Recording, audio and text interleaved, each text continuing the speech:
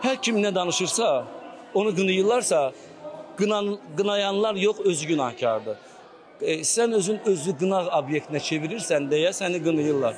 Çıxanda biraz ədəbli danışın. Ən çox da qadınlara aiddir də. Qadınlığınıza hörmət eləyin. Ağzınıza gələni danışmayın. Qadın adının yanına özünüz ləkə çəkirsiniz. Və sonra da qınayırsınız ki, bizə nə deyirlər.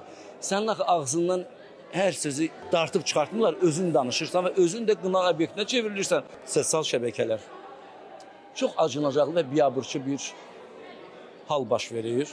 Bu kişilər hara baxır ümumiyyətlə?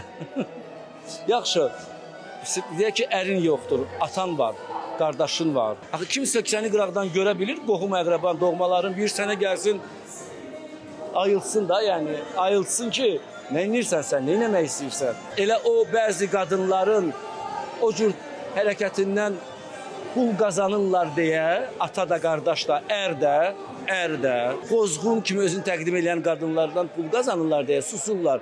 Pul çox şeyin üstünü örtür də, sustura bilir. Yəni bunu biz zaman-zaman görürük. Yəni pul bir çox şeylərin üstünü örtür.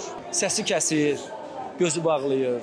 Onun da adı var, onu mən demirəm də o adı. Tamaşaçı biləcək hansı addır o adlar. Nadir Qafarzadə çox sərt müzakirələrə səbəb olacaq açıqlamalar etdi. Fon musiqimiz də gəlir öz yerində.